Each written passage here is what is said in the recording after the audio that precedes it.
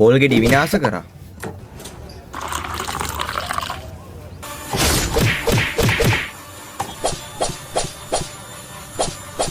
Caption එකේ තියෙන්නේ මේ කොකොනට් ස්මූදි කියලා. ඔයාලට පේන්නේ නැතුව එල් සමහරට. පොල් ස්මූදියා.